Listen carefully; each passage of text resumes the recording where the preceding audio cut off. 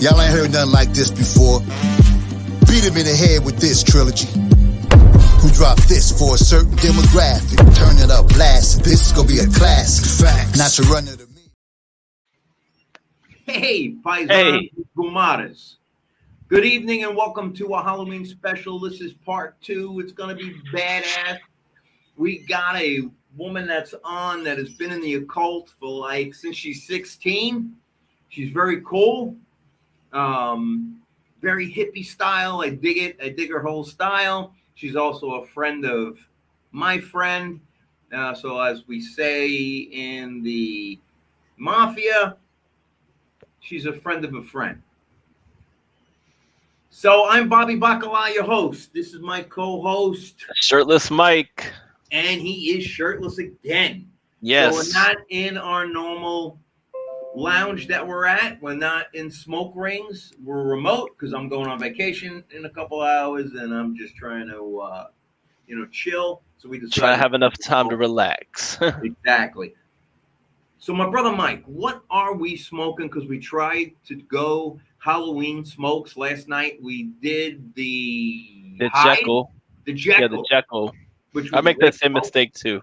Yeah, it was a great smoke, man. Nice and mild. Had all kinds of creamy flavors. I dug it, even though we had some technical difficulties. And I think we had some spirit interruptions, but you got to watch episode 1 to see that we had some spirit involvement. Very cool. Mike, what are we and if you're watching this now, then episode 1's already up because this is going to be put out next week. So it is next week when you're watching it. So go back and watch that if you haven't. All right, Mike, what's that? What are we puffing on? So yeah, we're smoking the Asylum 13, and it was part of the Devil's Night. It's a 5-pack that we carry at Smoke Ring 72. We have quite a bit of them, and you know what? I forgot to look up the type of tobacco in it, but it's a medium body cigar. I'm getting a lot of earthiness from it. It's a good cigar. That's what I'm getting so far upon just lighting it up. But I'm going to see if I can get the tobaccos. What type of flavors are you getting from it so far? I got to tell you, man, it's absolutely leathery. It's a dry smoke, if that makes any sense to you, because it does. Yeah, I was trying to see what else I'm getting. It's pretty dry. And I'll read some information about it. So that I found, thank God. So in Detroit, Michigan, the night before Halloween is referred to as Devil's Night. Some places call it Mischief Night or whatever, but pranksters go out and commit petty crimes, including arson and vandalism. This is done as a prelude to Halloween, of course. This means firefighters must risk their lives to put out the fires caused by these jokers. Tom Lazuka, co-founder of Asylum Cigars, has created the limited edition Asylum Devil's Night cigar to honor the Motor City's firefighters. This cigar is a medium-strength Honduran Puro covered by a red-hued Colorado wrapper. So it's a Colorado wrapper, Honduran binder and filler. And it's made at the El Aladino factory, which is owned by Christian Iroa. A portion of the sales from the cigars will be donated to Detroit's firefighters. So very cool. I didn't know that, man. That's very cool. Yeah, it's pretty cool. Definitely, it's a dry smoke, like you said. You got leather. I get like earthiness, so that I might be mistaking the leatheriness, the earthiness for leather. It happens sometimes. I definitely am. Now that you mentioned, I'm starting to get more as I'm smoking it. This is about as big of a ring gauge as I can do. I forgot how big the ring gauge is, but it's a I nice can't burn. do them too big. I mean, it's definitely a nice burn. It's keeping lit, which, we've smoked some cigars that we have to light up every 2 seconds. But I definitely get the earth undertone. No pepper, just completely earth and leather. And again, a dry smoke. And I know, I think it's the wrapper because sometimes you get that oily wrapper. Mm-hmm. I'm not getting that off of this cigar. It's a good cigar. I enjoy it. I'm enjoying it now. Yeah, I dig it. And I dig it even more because the proceeds go to first responders, which are very, very cool. Yep, most definitely. I'm getting something else from it too that I can't really pinpoint. Maybe I'll think about it before the or what it reminds me of before the end of this show. But I mean, it's a good cigar. It's definitely worth getting a 5-pack of. Oh, in this cigar, we have this in the Friday the 13th pack, or yeah, the Friday the 13th pack, and it's got a year age on them because they got them last year, and after Halloween they didn't sell out, so we hid them in the humidor for a year, and it's got a year of age on them. So They're nice. All right.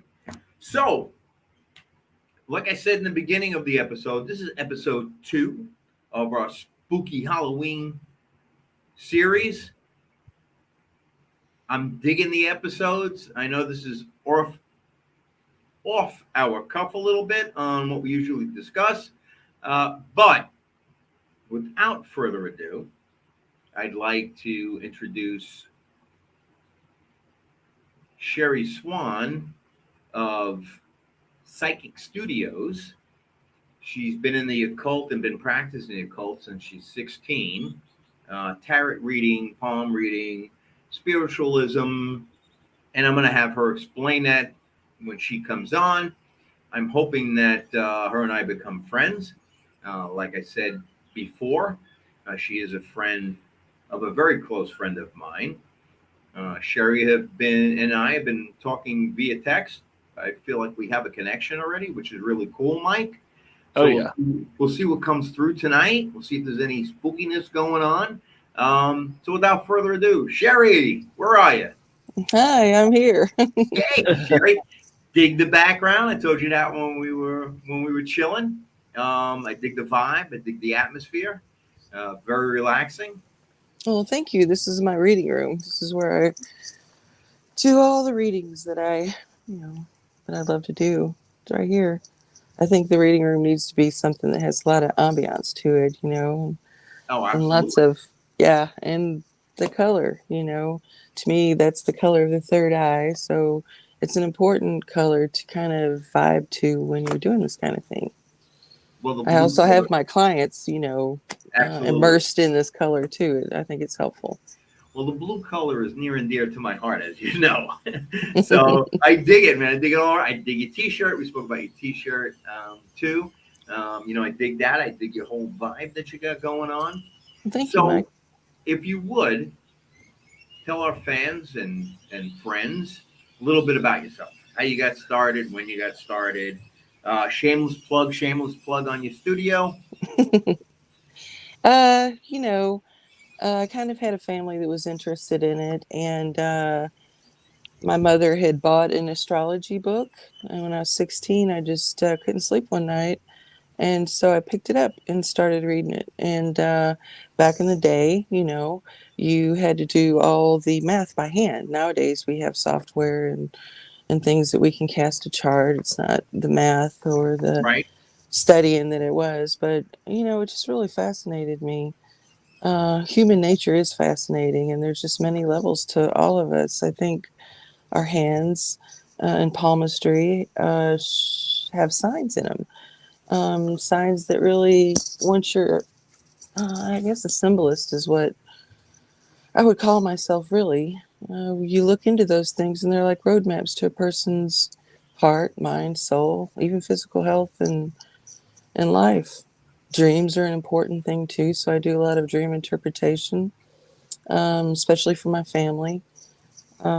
They seem to, my brother especially has a lot of intense, very lucid dreams, and he remembers them very well. So it's just so fascinating. People are really fascinating. So these type of things, like I said, I studied since at a young age. But the more people that I read for, and the more experience that I have, it just seems like it all comes together more and more in my experience. I wish I could live to be 200 because I would still be doing this very thing, studying and looking into it and trying to decipher the human mind or spirit or soul. It's Very cool. important that we do that. Oh, absolutely. I'm not going to tell you my dreams because I'm afraid.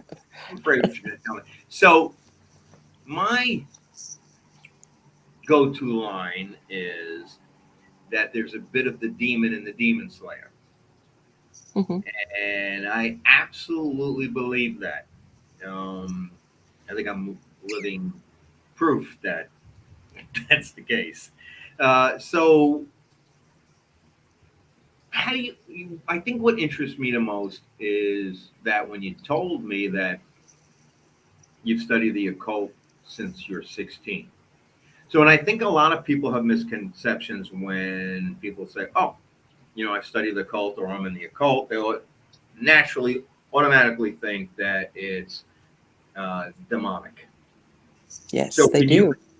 can you explain when you say that you've been studying the occult since a wee age? I believe we last, as you said. What exactly does the occult mean? The occult means things that are hidden or obscured from normal view. Astrology has been around for thousands of years. Um, the occult does have some bad connotations to it. There are a lot of people who are not aware, and there are people who do worship Satan. There is the devil in some things in this world. I wouldn't say in my aspect, because to me it's studies I of can tell you, I have arcane knowledge. seen, I have seen and dealt with pure evil, I'm sure so you I can have. tell you that it exists, or the entity exists, or whatever we want to call him exists. Yes, they Um, do. so yes, I agree with you. It's a slippery slope a lot of times when it comes to understanding things. I think that in my first initial study of astrology, just to look up a person's sun and moon sign, which would be look up their birthday and see what sign the sun and the moon is. And through that combination, they're considered luminaries.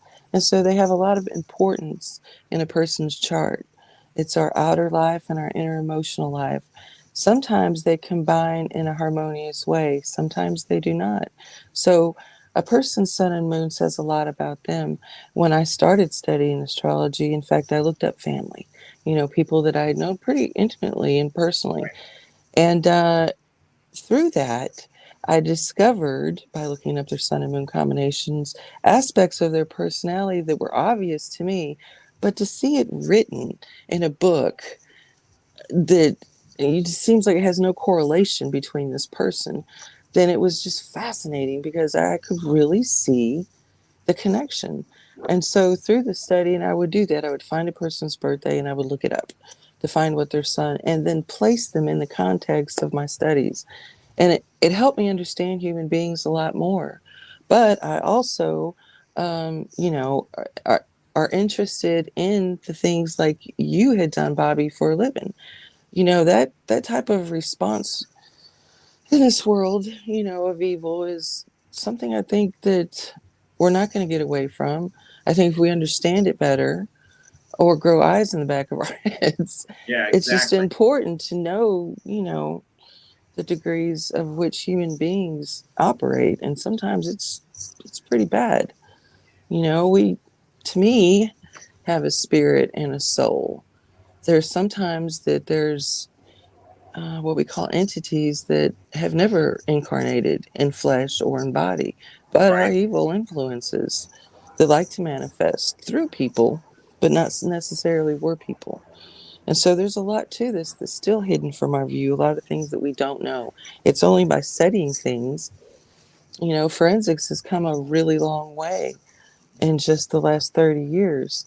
It's surprising, um, seeing how long evil people have been on the planet, but it's signs and symbols that even forensics look at, you know. What I think I have after my 30 years in the career since I was 19 and working years and years in homicide besides organized crime. Um, you become in touch with the surroundings and the scene. Like when I used to go on scene, I used to like to be left alone a minute. The energy is so fresh and it's right there. And you can feel the violence, you can feel that negative energy. And I've gone on scenes where, horrific scenes where just, I mean, it literally hits you in the face you know, when I'm going. So, phone goes off and you need to respond. And I can always, you can feel that.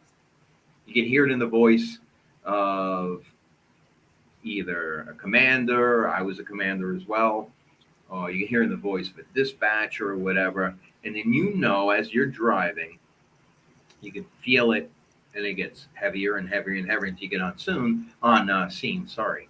So yeah, I agree with you, and I understand exactly what you're saying. And unfortunately, I compartmentalize everything, and that seeps out, unfortunately, every once in a while. Um, so when I said to you that there's a bit of the demon in the demon slayer, that's, in essence what I was referring to. So I have a question for you. I come in, right? Mhm. I book an appointment. Hey, I'm going to go hang out with Cherie. How do you get a feel? I mean, much like me getting a feel if I was sitting there with you before I was going to interview you, but does spirit come to you? Does somebody, a family member or friend of mine, come to you? How does this work? Because I truly don't know. That's a good question, Bobby. You know, in being in this field, I've heard a lot of other psychics talk. I've worked with a bunch of other ones too when I was in Casadega. And a lot of people do have spirit guides that they consider to be ancestors um or guardian angels. I don't work on that premise. I think that my higher self or my soul is my spirit guide. And I don't want to subject that to any other spirit that's roaming around or who wants to come give me a message. I feel Right. quite capable of my own spirit and its strength to be able to interpret things. I don't subject it to others. Now, as far as what I do, I consider myself, which I don't know, may not be the right term, but fortune teller. I look at the signs and symbols that you give me. So if a client comes to me, I usually ask them what they would like, to have their chart cast or their palms looked at or their cards read or a dream interpreted. And so usually they just either want a palm reading or card reading. So when they come to me, I look at their hands, I hold their hands. I don't really talk about them or their lives. I really want to get a feel. And that feel comes with touch, but it also comes with my ability to have visions or pictures or things come to my mind while I'm looking at and analyzing a hand. I use a magnifying glass.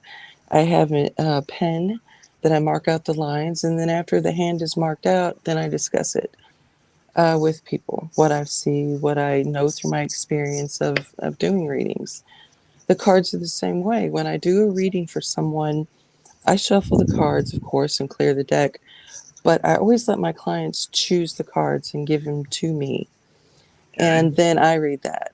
And it's just like a dream. If I'm going to interpret a dream, then it's their symbols, it's their feelings, it's their emotions that I interpret. I'm a symbolist. I interpret what is given to me. I do not, um, consider myself having spirit guides or my grandmother or somebody that helps me Right. with my work. I feel confident enough on my own abilities and knowledge to do that. Um, as far as, you know, like entities coming to you or even ghosts, it's like they can affect your life and moods and emotions too. I don't do mediumistic work for the public, but I do it for myself. And just like having the dream that Shirtless Mike was talking about the knowing the clothes that the deceased wore without physically knowing is a sign. It's a sign that that dream was an important one, that the spirit of that person had revealed itself to a loved one.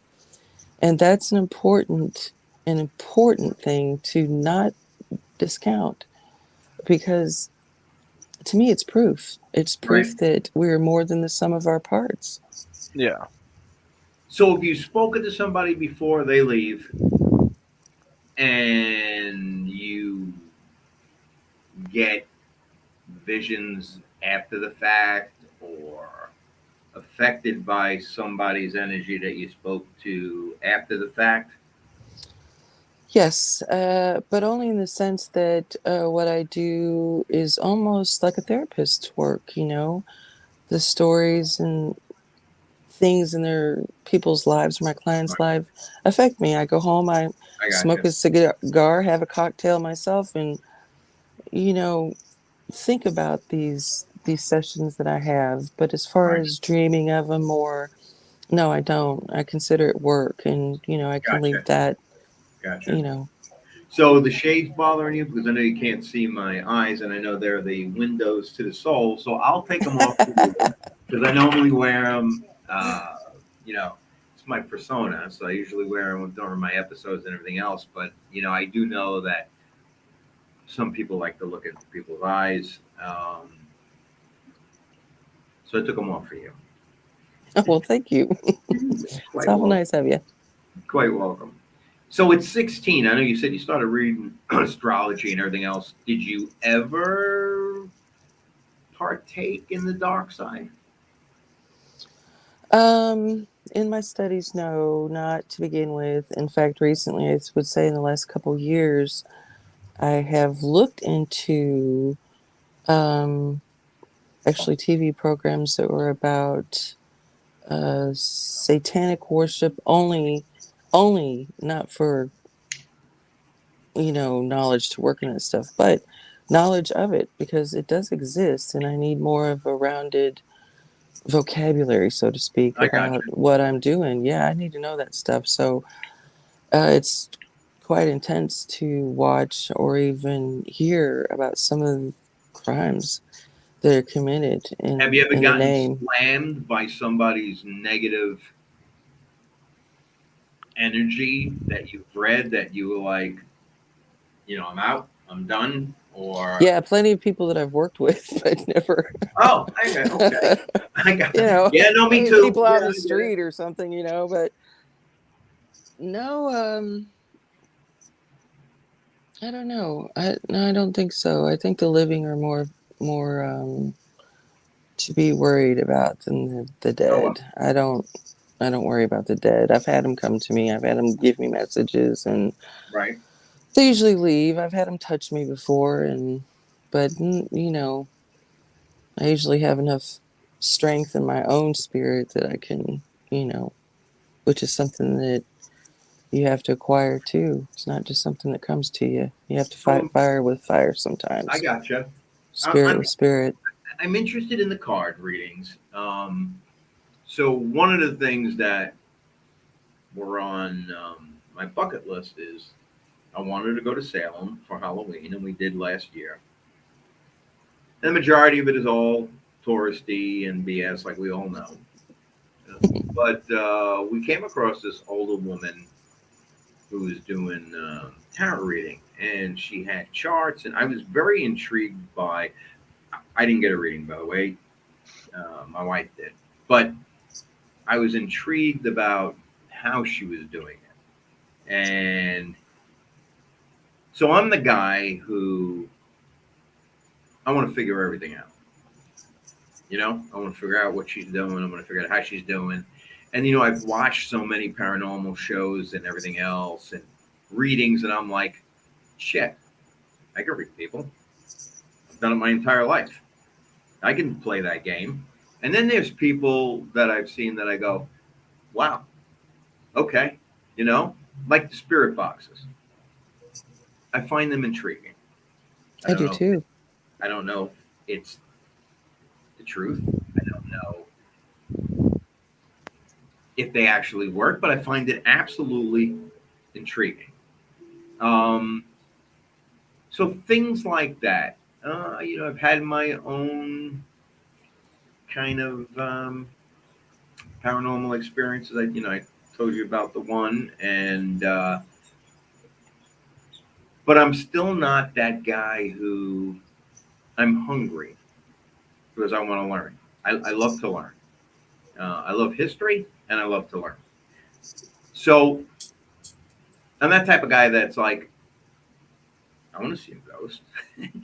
I want to hear a spirit. I want it, And until then, I feed up on 9 million different stupid shows, and some of the shows are like everything's demonic. Everything that comes through is a demon, and I understand that makes people want to watch the show more and more and more, without dogging some of these shows by name. But I guess I'm just hungry for The truth. answers. Yeah, they're interesting. So I've studied world history. I've studied world religion, which is one of my favorites. One, because I had to do it for my job when I was working anti-terrorism. But world religion and spirituality and Buddhism, and I've studied Eastern religion. Been in the martial arts since I'm 9. I was the only white in a class of all Orientals for years and years and years. And that is like 100% spiritual based. My Sifu was a monk. It was very interesting. They made you learn religion prior to even doing anything. So I've always had my feet in different, I've always been open minded, I should say. So I guess my question to you is, are you able to open up a deck of cards as you and I are speaking and show me how it's done? Because I truly don't know. Or not. I don't know. I'm not putting you on the spot. I'm just trying to learn. So open up a deck of cards and show you how it's done. Do you mean like a layout, or pulling a No. card, or Like a small, dry reading on what you see, as you would explain to me. Okay, this is why I'm seeing this and that. I'm so interested and intrigued in what you do. And after speaking to Gonzo, who said that you are 100% the real deal, which made me even more excited to start speaking to you. I think I'm inquisitive. I know Mike's inquisitive. Our fans are like, I've had so many emails from friends of mine going, oh my God, when is she going to be on? I'm so dying to hear what she has to say. And she's local. And like I told you before, I'd love to set something up at the cigar place with you, where people register online or whatever, and you come in to do readings. Then I've got friends that are dying to do that with you. So everybody's hungry, I think, to learn about the unknown, and this is completely the unknown. You studied it since you're 16, you said. yes. So I could read and read and read and not know your past. I couldn't walk in your shoes, like vice versa. So I guess I'm intrigued with that. Am I making any sense? Cherie, if I'm not, just tell me to shut my No, pot. no, of course you are. You're making sense, and I see what you're saying. It's like, and it's hard to describe just in a few words what it is that, how the magic happens, I would say. When it comes to our intuition, there's a part of us that has to take it figuratively. You have to shoot from the hip. You got to get those Okay. feelings going. The Okay. symbols are markers or road signs. Okay. To throw out some cards or somebody picks some, the devil card may mean may mean like a general type of meaning, but if it's paired with or surrounded by other cards, then it changes the reflection of the meaning some. Because the devil card in the tarot, on a basic physical level, can mean just that, negativity. Sometimes on a physical level, it can be drinking, drug abuse, promiscuity. On a mental level, cheers. On a All right. mental level, it can mean negativity or evil or dark sides. On a spiritual level, it can just mean void of the light. So when a devil card comes up in a reading, it depends on what the other cards around it show. And so that gives a reflection or an indication. No, please, out. Hi. I'm sorry. I hear a bunch of kids just running the room. Oh, that's okay. Say like if the moon card shows up next to the devil, then that's a whole nother meaning. It adds another dimension to that. The moon card is a card on a physical level that means intuition, dreams, psychic ability, inner feelings. And so to pair that next to the devil, there would be something like would come up in a serial killer's reading. You know what I Oh, mean? That they have an okay. inner, darker side that's just so twisted and bent that it manifests. So tarot are symbols that are generalized, but when you mix them together like people, different things happen, different things come out. I could do a dry reading for you now and throw a few cards out, but really the interesting and most important part is for you to be there, for you to pick the cards, and for us to look at these together. That energy, I love to have somebody in front of me when we're Gotcha. doing those things. Gotcha. I absolutely understand. Again, I'm just trying to Sure. get an understanding. I know, Mike and I have been talking about this whole thing in these two-part series that we're both excited for because, um, Mike was intrigued as well. But I've got so many friends that, we'll get into conversations. One friend in particular, and, that's all she wants to talk about is the paranormal and this and that. And, so we get in these in-depth conversations, but you can only get into an in-depth conversation with somebody as a layman for so much. You Hmm. can talk about experiences, but you can't really say, "Oh, well, I know why I'm having this experience," or I know why this happened, because that would be ignorant for me to say that. So I guess that's why one of the reasons why I wanted you to somewhat explain on how your readings go. And see, I would have never known that. I thought you look at a card and go, okay, this is what it's saying. I didn't know that if it's paired with another card or another card, then it changes me. See, that I would have never known. So that's very cool. Well, it's That like a soup. You add different ingredients to it and it comes out a certain way. right, What we add to it, that's our life. Our whole human existence is just built of experiences, right. Well, I'm some a positive, Taurus. some negative.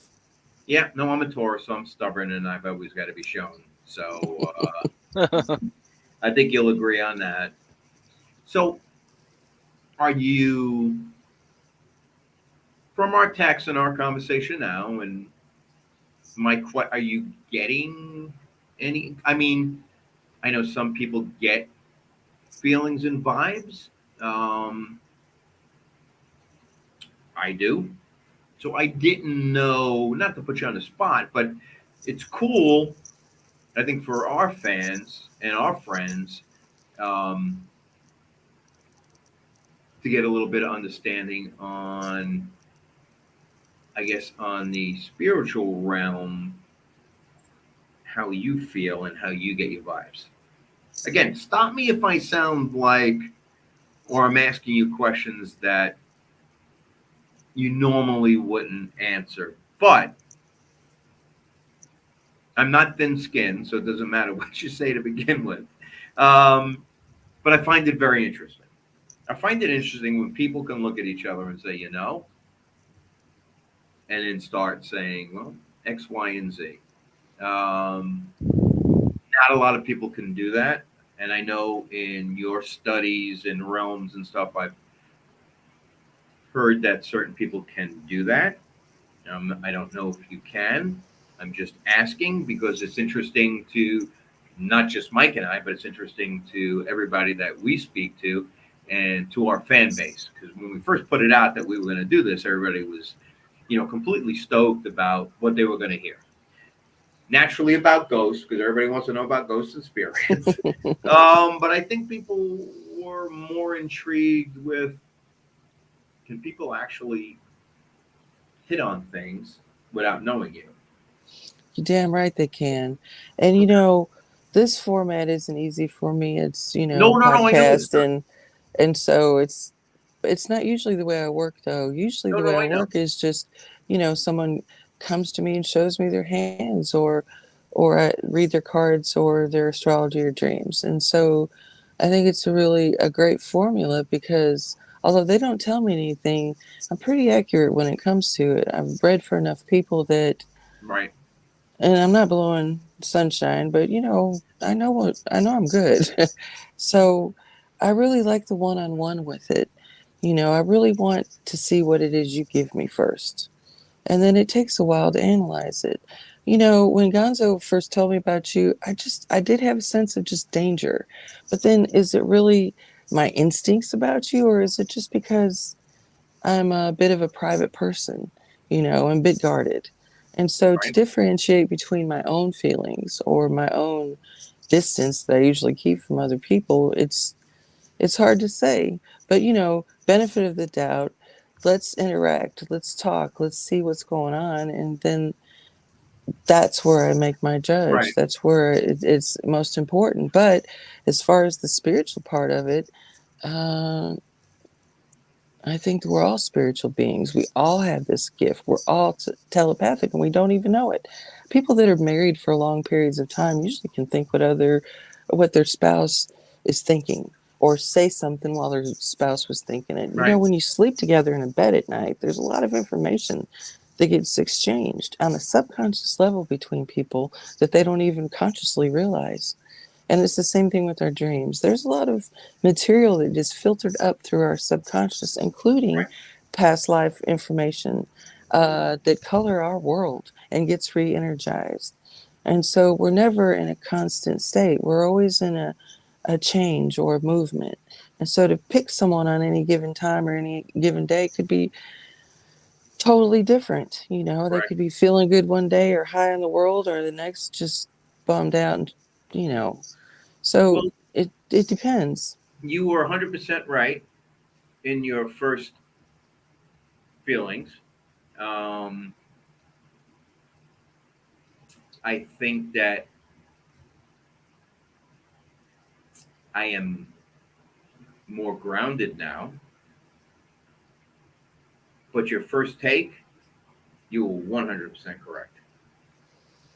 Which Um, didn't make me doing this podcast any easier until I talked to you about it. But Gonzo assured me, that you're a great guy, and well, thank you. he But the he difference, is a good friend to me, so I no, I trust know. his. But the difference is you speak about people and you say, well, he's dangerous or she's dangerous. In what aspect? So, It's not that I don't think I felt that you were dangerous. I felt danger. oh, no, yeah, Do no, you know? that's You know what I mean? It's we hard live, to maybe describe the nuance between it, but yep. something felt Oh, really no, heavy there. that's, that's how I lived my life. So, yeah, I know I'm telling you, I absolutely agree with you. Um, so, I've always searched and asked and asked and asked, why was I put here? Everybody wants to know why you're here. Why, was I given that second chance? Or those multiple chances if you include firefights and shootings and everything else. But the last one was, is the big one. Um, so I know for a fact that I'm very religious in my heart. I was born and raised Catholic. I've always uh, practiced Catholicism, although I don't agree with the Catholic Church. So let's just take that completely out. Okay? Hmm. But spiritualism, as we all know, is your faith and what's in your heart. That being said, I'm absolutely 100% sure that I was put on this earth to fight the physical demons. Why I say to you, there's a bit of the demon in the demon slayer. I absolutely believe that. It's unequivocal. I've never wanted to do anything else other than that. And I feel that that's why I was put here. I also feel that I needed to be grounded because all of those years, and some stick to you, you need to let go. It's very hard to let that go, or a lot of the stuff go. Um, I had a really interesting experience, and you might find this interesting. So I was in homicide. And I get called in by the sheriff. And the sheriff goes, "Hey, Bobby, I need you to go to this funeral home. I won't mention the name. Um, it was a all black funeral home. And I need you to take custody of an 8-year-old boy who is now being laid out for service." I'm like, uh, okay. I said, "Why?" "Well, we're getting information that it may have been a homicide. It was ruled by the ME not to be a homicide. ME said that he died of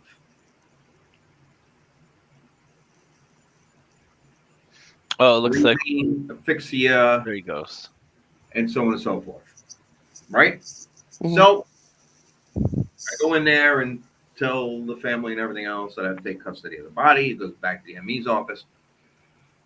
We get a letter from Haiti saying that the child died of voodoo. I don't know nothing about voodoo. Nothing. Zero. Don't even know what to look for and tell the ME to look for. I was directed to a doctor at the Miami Children's Hospital who is Haitian and an expert in the voodoo religion.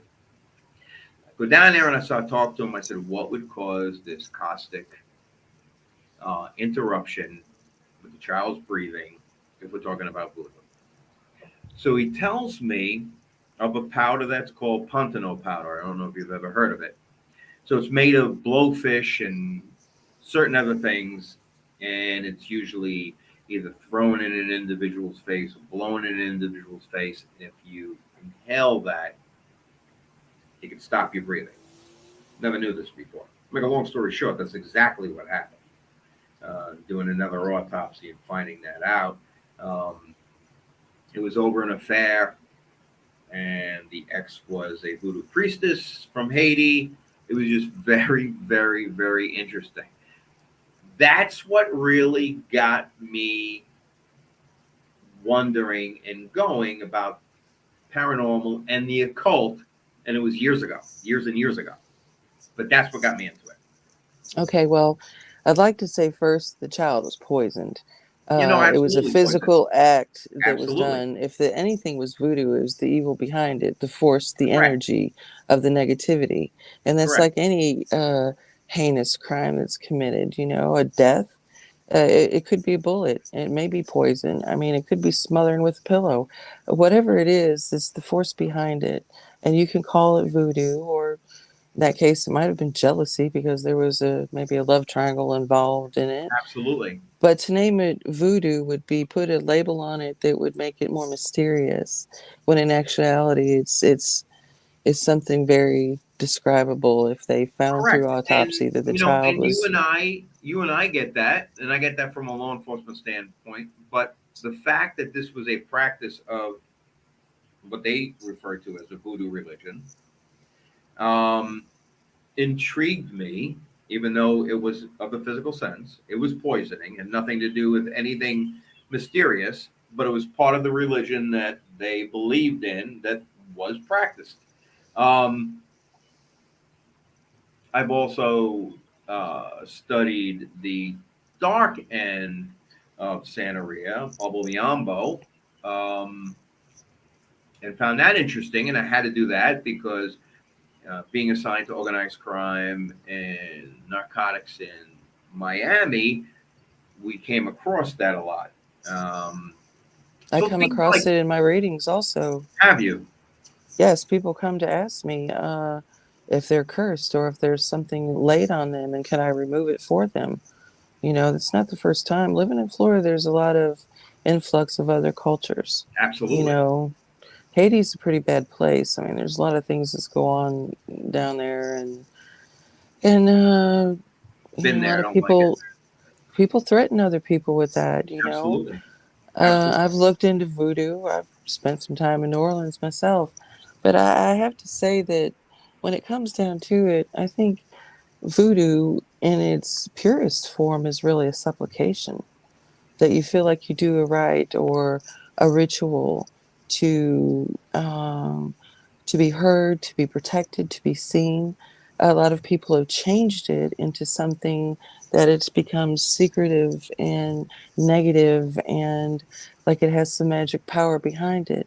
I think Right. in its initial conception, you know, slavery and those issues, a lot of people felt like they had no say, that they had to just be pushed along, hurt, exploited. And so Agree. how do they do that? How do they repel that? How do they bind someone else if they can't physically do that? If they're not strong enough, if they're not, able enough to bind forces that are attacking or hurting them. Voodoo to me is that type of thing. Right. You know, I have seen people who have had shitty neighbors that just do every possible thing they could. And this woman, I know she's single, and so she called the law. They couldn't really do anything, but he just harassed her and do negative things. And so she had someone do some voodoo for her. They He nailed up some wire around her property, so if she's out at night or went, she'd get clotheslined, and he was always doing sneaky things. So this woman said, "Bring me some of the nails that this man touched, that he banged into this tree. Bring me those nails." And so this person took those nails and went to the St. Louis #1 cemetery, and with a I'm familiar. supplication, Mhm. yeah, with a supplication at Marie Laveau's grave, not the one that they say that's marked, but there's another one there that Mhm. is her grave, and leave that there, not to, uh, hurt the guy or dismember him or anything, but just to get some relief. Whatever he touched, his hands, his intentions, what was put there, was taken out and taken to a place where the person could feel like they had some power over the situation where nobody else did, you Right. know. I took my handgun over there and taught her how to shoot some and left it with her, but it still didn't comfort her. And so when it really came down to it, he finally did leave her alone. He really did. And what was that? Is that voodoo? Is that just timing it? No, it's a supplication, to overcome something that's you're being overcome by. Now, people will twist and morph it into something terribly dangerous or scary or spooky for their own benefit. They put that added oomph behind it to act like it's magic, but really, there is evil in this world, and there are people who work it in great, huge ways, and some in little bitty every way days. Absolutely. Doesn't seem like a lot, but when they constantly, it's like a drip, drip, drip of their negativity, that it becomes, something you could float a ship around in.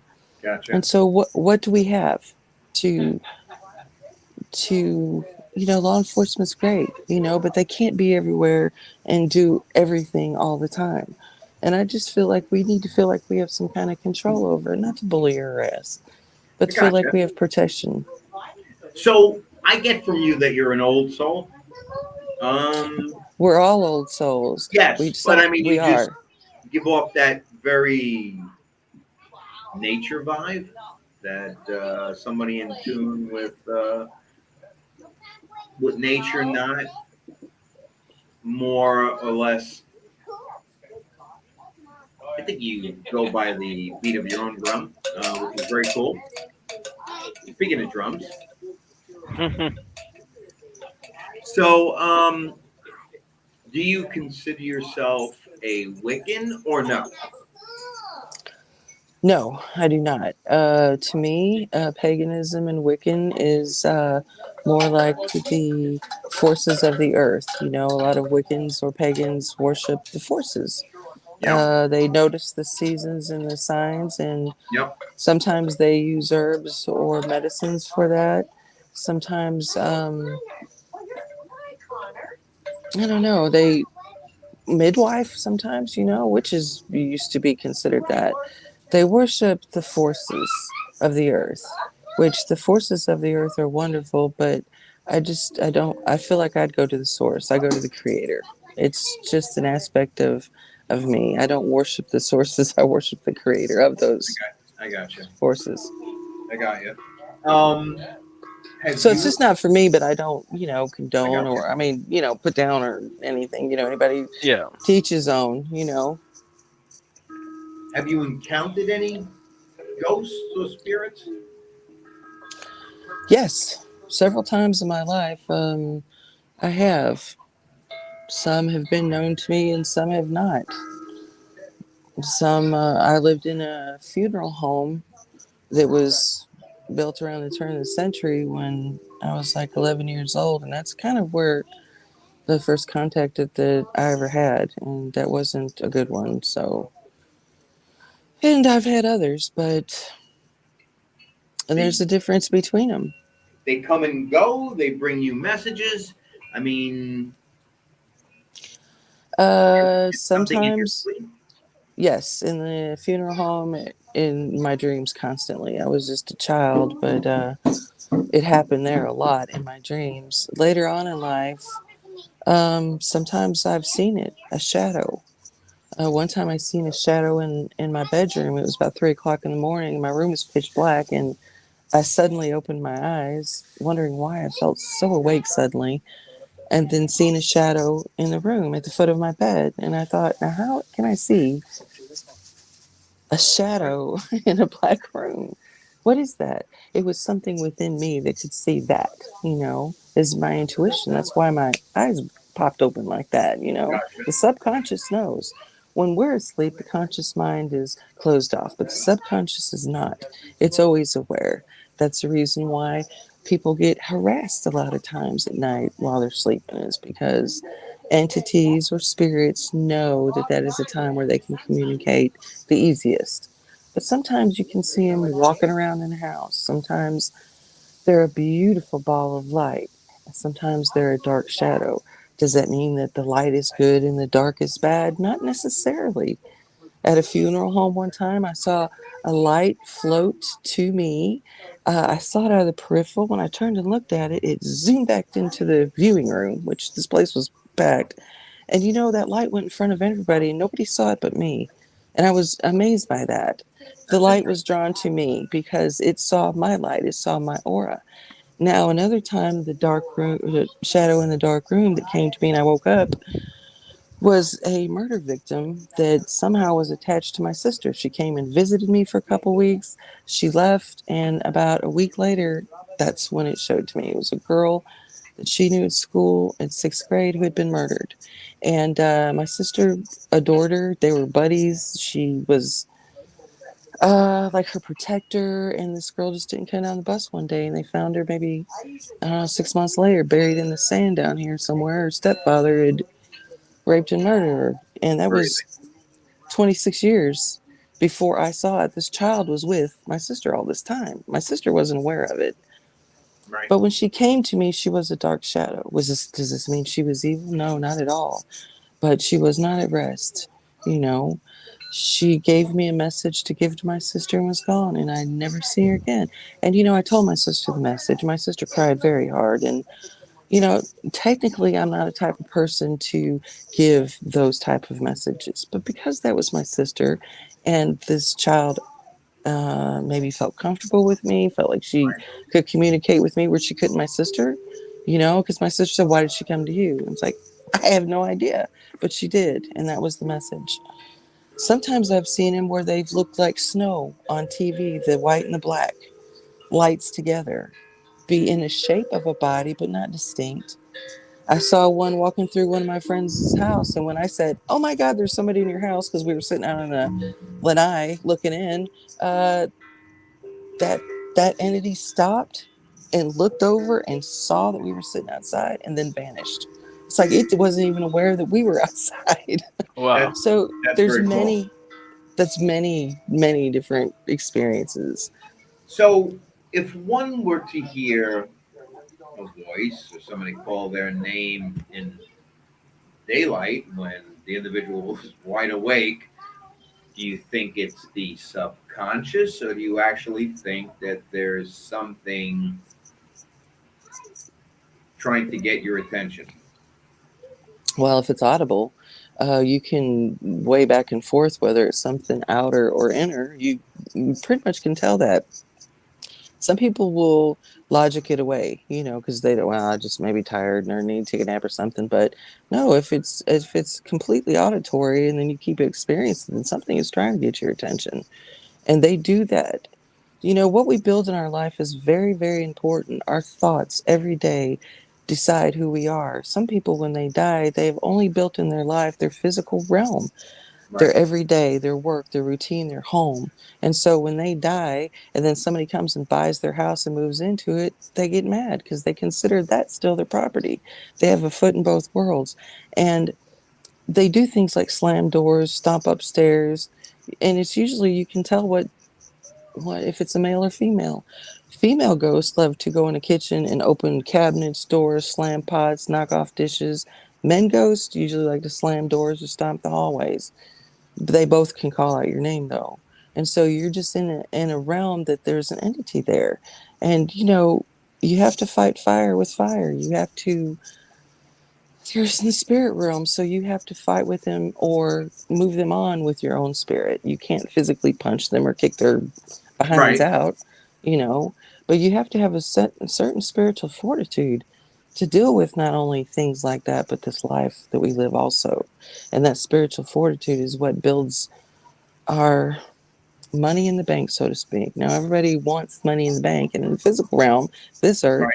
it's what we do. We work our asses off. We try to do what we can, but there's an inner realm too that we are either putting something in as a benefit or taking something away as a deficit. And ghosts are a proof of that to me. Although, we have problems proving them, I don't have to prove that to anybody. I know, I've seen, I've communicated with them. So I do know that there's another realm. What am I building to? Am I building to something that's just physical, that's transitory? Or am I building something that's eternal? We are all old souls. We have all been here. Whether we've learned our experiences or had enough of them is just dependent upon us and our will. So there's still a lot that we all don't know. And unfortunately, we have a few questions which tend to bring up more. But that's okay because I'm curious too and I want to know. And the experiences that I have, I could write off, but I don't. Right. I prefer to investigate them and talk to others and find out what theirs are. And there's a lot of things that you can tell by a person, like their dreams. Dreams are very, very important. We discount them. So We don't for think that there's anything to them. so for a lesser sense of the term, and I know you said you've had people come in with either negative attachments or whatever. Have you had to do cleansing, or like I guess the way I prefaced it was in a lesser sense of a term. Have you ever had to Yeah. do a exorcism of sorts, either an exorcism of sorts to cleanse a home or an individual? An individual, and I've done it twice in my life, and I don't care to do it. But I can if I need to. It's because of the fortitude that we've talked about. You say you're a demon and a demon slayer. I understand what you mean, because I feel like I'm an angel at times. I live my life, yes, at times close to nature, but I'm a giving, loving person, and I don't accept less from me than that. And there are times that I am human, but it builds up who I am. Uh, I I feel like it's an important thing that we all do, what we contribute. In the shape the world is today, I think that a lot of people aren't bringing out their inner angel or their inner higher self or their higher vibrations. Fear makes people do a lot of crazy things, and so does greed, you Yep. know. So, being an atheist, do they open up themselves to more negativity? No, not necessarily. They don't, but they're lacking the guns and ammo that they need Right. to walk this world. You Right. know, I mean, now all I'm saying is they can be your strength, your backup, your sword, so to speak. So no, I don't think atheists are left open to entities or attachments. But damn, you're leaving your guns and ammo at home. No, I got you. you, Yeah, I absolutely understand that, but I didn't know. So, the what I was brought up to believe very young was that if you had strong beliefs in the higher power that I believe in, you couldn't be possessed or taken over if you believed in that, according to Catholicism. As we know, not necessarily true, being that exorcism is sanctioned out of Rome. So that's intrigued me too. So I don't know if that was Well, I see what you're they tell you saying. to put Like, on your if we have that belief, well, I have a belief that maybe eating vegetables is good for me, but unless I practice it and withhold those beliefs and apply them in my life, then agreed. it's just a belief. It's not nothing that has substance to it.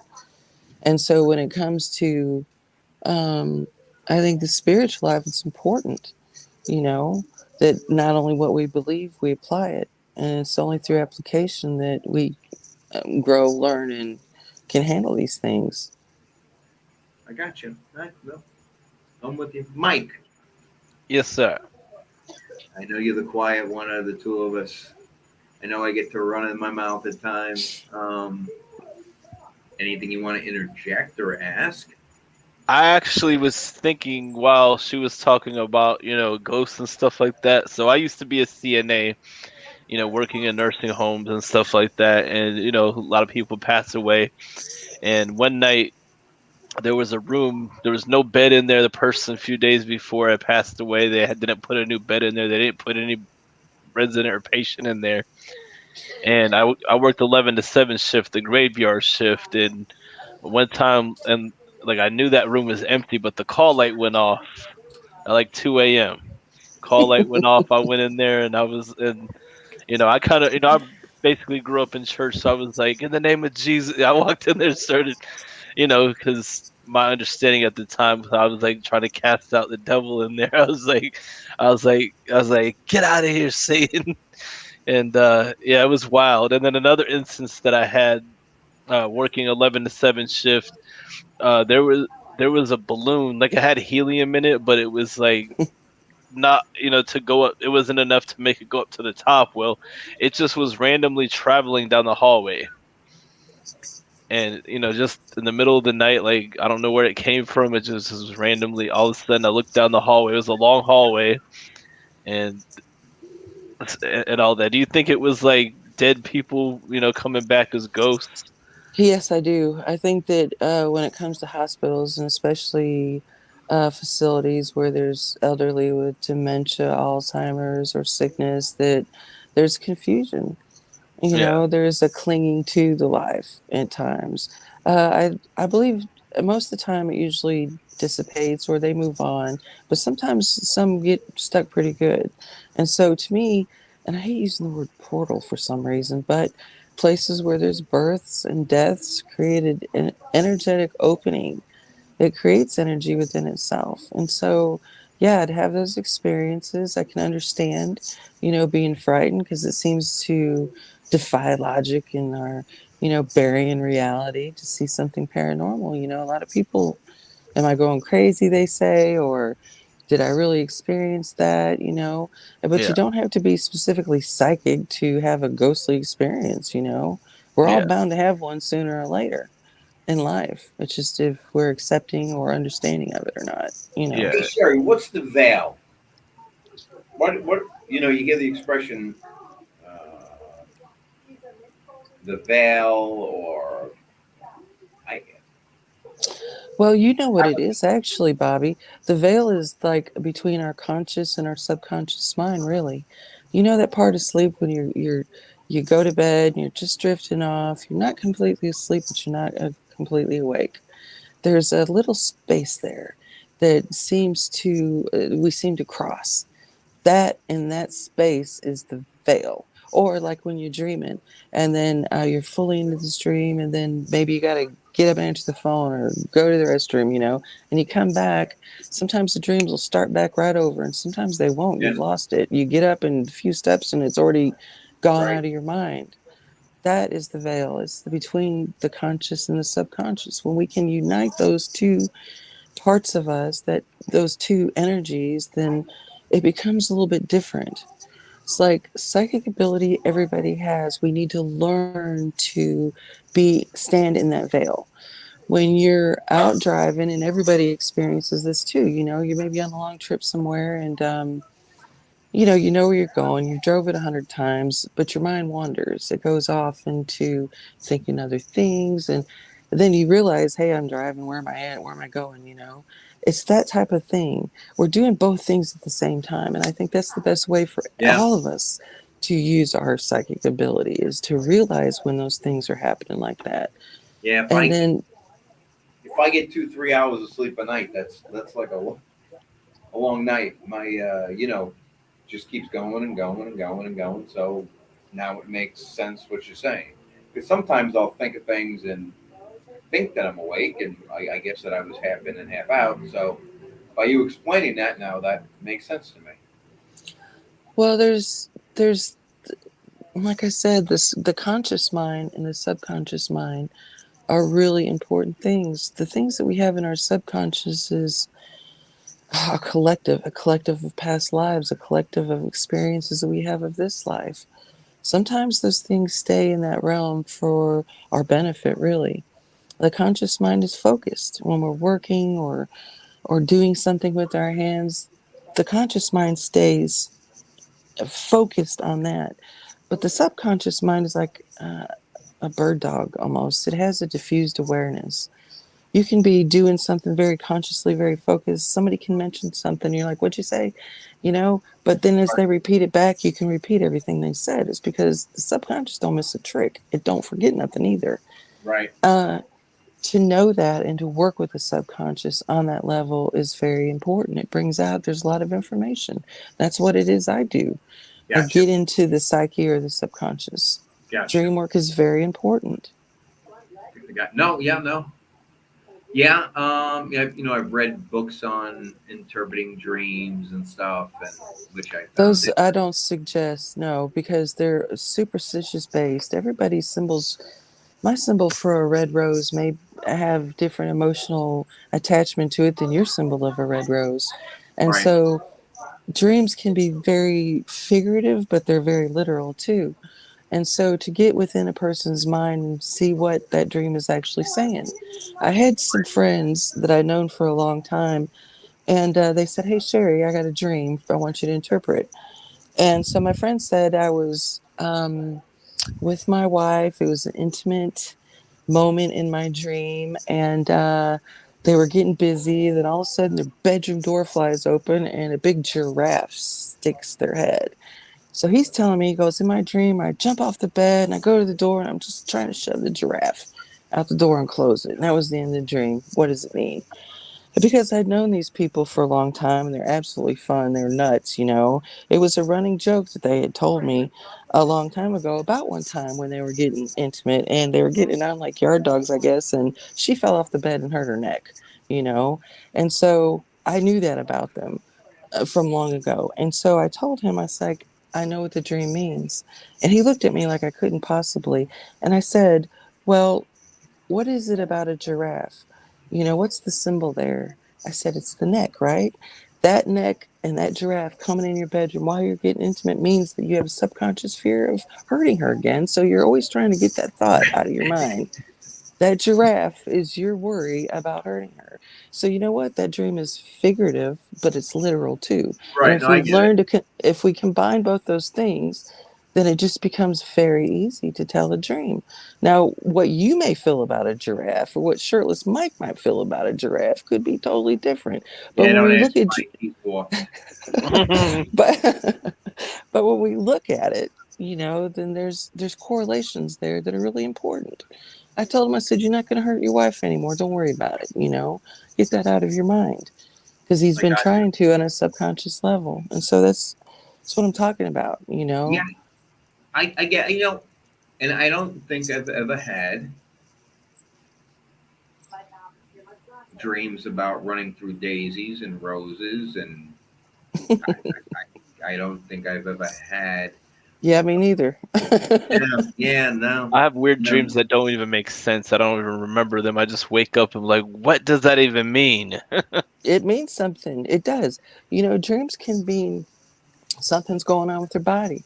When we're sleeping, the body is being regulated by the subconscious all the time. Yep. It keeps our breathing, our heartbeat. If you eat something before you go to bed, it's like way too heavy or too much, then your body's wrestling with that while it's trying to rest.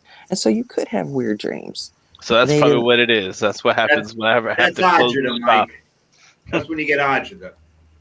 And So sometimes dreams can be mental. Like if we're, like I know myself, if I'm on the road driving all day, man, I go, you know, to sleep that night, I close my eyes and I see the road. I see the white lines and the stripes, it's because that's just what I've absorbed so much. But then there's visions, and visions are different from either one of the physical or mental dreams. They're more about our spiritual state. They're more about things to come to us. So they're really worthy of looking into and trying to interpret. so we spoke about different cultures and stuff like that, and so I'm 100% Sicilian. My parents were off the boat Sicily, and goes back that way. But have you ever heard of the Maloikia? The what? Maloicio, depending on how you want to pronounce The it. evil eye? Or Yeah. the So See, yeah, exactly. Right. All right. Quiz question for a free cigar, Mike. Who came up with that and became a symbol of rock, and why? Come on, think, think. I and you're know. asking me Should this I say it? question or Do I? Cherie? I said No, I know what it is. It's Ronnie yeah. James Dio. Oh my God, that's right. He used to do it for his grandmother because Yeah, that was like his my nonna. grandmother believed she had to wear a cross with a red ribbon because that, you know, warded off the Malocchio. So yeah, but you're 100%. I owe you cigars, man. Next time I see Hey, you, I'm a I'll rock and hook roll you up. girl. I promise. I promise I'll hook you up. Mike, don't ever try to get into a rock thing with me again, man. You embarrass me, brother, and I love you. Man, that's because Um, I'm more of a hip hopper, but I you like are, some dude. rock. You absolutely are. But it's just stuff like that, old cultures and stuff that I find interesting. It's symbolism, man. Yeah, no, It's absolutely. symbolism. And my grandmother didn't really speak English and stuff, but I could tell you every story. And but she was for somebody who was so religious. So when you mix, which is all throughout the spiritualism, but when you mix religion with um, a superstition like that, it's crazy. She wouldn't take things with her right hand; she had to take them with her left. And just crazy stuff like that. I remember growing up that I used to laugh at her when I was a kid. She used to attach crucifix and red ribbon to my. I used to find them on my clothes and fun. And I guess when you get older, I understand that was the culture. And I tease about it all the time. Um, but it's interesting that different cultures, really, at the end of the day, have all the same beliefs. Yeah. Well, people tend to think that this is, things I do is either devil worshiping or of Satan. I hear it New all, but Age, yeah. yeah. But if you ever really stopped and read the Bible, that it's really a psychic book. There's a lot of symbolism in that too. Um, Christ, of course, they always said that he knew what people were thinking. He could tell what was going on in their minds. And I feel like, what is that? It's an essence and ability of the spirit, a spirit that we all have. His was just honed razor sharp, to the point that he didn't miss anything. But we all have that ability too. It's just if we Right. use it, utilize it, apply it, Right. that Well, it then can this, do something to like help you pick out a good babysitter or the right avocado at the yeah. store, you But know. that when you do this sign of the cross, Father, Son, and either the Holy Ghost or Holy Spirit at the, whatever version that you're Hmm. saying. So yeah, spiritualism and faith run hand in hand, and I'll agree with you on that. I do believe more people are intuitive, like you, And um, you in and certain Mike. aspects. And Mike, Yeah. yeah, we all are. I've had a little bit of experiences. I got to be more open though. You just be more conscious about it. Absolutely. Just be more conscious about it. There's things you can do. When people say, "Hey, Cherie, how do you How do you become more psychic? And I was like, it's easy. Next time you're driving down the road, you're coming to a four-way stop, someone's ahead of you. Before they signal, try to shoot from the hip and decide what they're going to do. Left, right, or straight. Go ahead. And what does your gut tell you?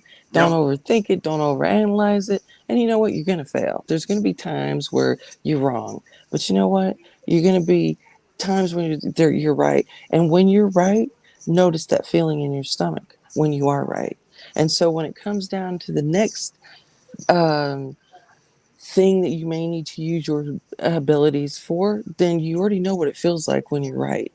And so going with the gut, going with that, and it hits you pretty quick too. It don't have time to linger and logic get involved with it. That's when it starts to get diffused. And So, so for the fans, and then we'll close out, and I'll talk to you a few minutes offline. Can you show what a deck of tarot looks like? Can you yes, just happen to well, have one in your back pocket there, Cherie? I'm in my reading room. I have No, several I'm decks. I'm So, joking with. I'm absolutely joking with you. oh really? You really don't want to see any cards? Of course I do. I find it You interesting. got him in the back pocket. How you doing? Yeah. How you doing? No, I got a knife in my back pocket, but I got cards right here in my room. Hey, I can teach you how to use that. Very cool. Excuse me? Who I, said they I could teach said me how to use that? yes. The knife that I got too is from Gonzo. He's such a sweetheart. I gave my last knife to a stripper because she didn't have anything. So here's a card. So that is what? What does it look like? It's the full card. Okay, I don't have my glasses on, but okay. So the fool is the zero card, in the tarot. Right. And so some people place it at the beginning of the deck, some people after the world card in the major arcana. And, a lot of different tarotists will say it's different. Some say it's new beginnings. And like we discussed before, things Right. can be colored by the cards around them. But really, to me, when that card shows up, I just see it as freedom. It's when someone is unencumbered by the responsibilities or things that they're very happy in their life. If it's reversed and the other cards indicate, then it's someone who feels stifled or burdened down. When we're young, we have a sense of freedom. When we're children, we have a sense of openness. And so that card really represents that force, that vibration. It can be colored in different ways, like I Gotcha. said. But the So is basic that the first symbolism, one on the top of your deck? it was just one that I pulled out. Oh. It was just one that I pulled out. No, Sorry, Mike, don't guys. say I'm the fool either. I don't want to hear it. I wasn't even thinking it, brother. So do you guys want me to pull a card for you then? Is that what Yes, you're getting sure. at? That'd be Okay. So let me shuffle it just times here. cool. And We'll you pull can a say card. what We'll pull goes. a card before you go. All right, up to you. Okay, who's going first? I'll go first. Mike will go first. Okay, Mike, so we're just going to do one card draw for you. Let's see. The Two of Pentacles shows up. And the Two of Pentacles is a card about keeping things in check or keeping things in balance. Because it's a pentacle, it usually has to do with the physical realm or the material realm. When I chose this card, it is upside down. So there might be things that you're trying to balance out right now. They may seem like it's difficult. It may seem like it's maybe not progressing like you'd hoped. But I would say stick with it. Try to ground yourself and then go back at the effort again. There are just lots of things going on with you right now, and it just may be hard. So that's a really good card, I think. That's That's accurate. Mike, man. That's like spot on, brother. That's accurate. Yeah, absolutely. That was kind of. I'm That was very very cool. financially irresponsible. I'm trying to save for other cars. So I give my mom I give her X amount of money every week to hold on to it, and I try to balance out things in life, my mental health, everything. So trying to improve on all areas. So that's definitely spot on. Oh man, you're 2 for 2, brother. My eyes, lit up. I just felt Yeah, it. you're 2 for 2, brother. Okay, and Bobby, as I was shuffling, my finger snagged one of them. One of them just flipped out of the deck, so we had a jumper there for you. All right. Go ahead. The card that came out for you is the Ten of Wands, and it is reversed. The Ten of Wands is a card that usually talks about a lot going on, like burdened down by things at times. But here the card is reversed. So I would think that there's a lot that you have going on, maybe even within you, that you're trying to unburden yourself or release yourself from the burden of. And so I think you're making progress, but you're not quite there yet.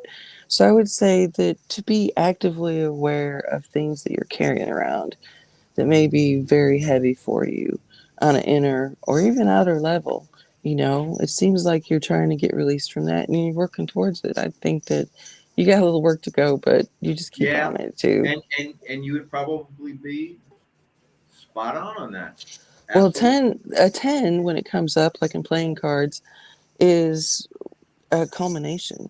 So this 10 that I pulled for, or that flipped out actually for you, is just one that's something's come to a culmination, and now you're trying to rid yourself of it. So keep up with the good fight, brother. Very cool. You'll get there. Cool. It's been an absolute interesting conversation. Yes, Thank you. absolutely. I thank you so much for coming on. Um, I look forward to a friendship down the road with you. Um, Absolutely feel a connection, which is very cool. I'm going to thank Gonzo when we hang up for introducing us. Um, we're going to put you in the waiting room 2 seconds. I'm going to end the show, and then I'll come on and talk to you a couple seconds. And again, thanks for episode 2 of our Halloween special. It's been a blast. Uh, Guys, she's the real deal.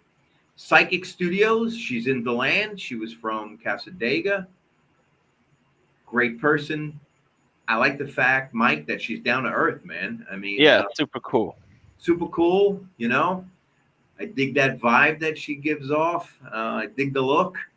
So if anybody's interested, I think we're going to try to hold an event at Smoke Rings, Mike, and we can hook back up with her later, and she could do some readings. That'd be cool. That'd be a cool event. We'll have to think of what cigar we're going to pair it with, but that'd be cool. Heck yeah. On that note, paisans, gumadas, happy Halloween. Stay safe. Watch out for the ghosts, brother, because they're out there. Watch out for your inner demons. May God bless. And remember, you could either be seated at the table or you could be on the menu. God bless. Peace out.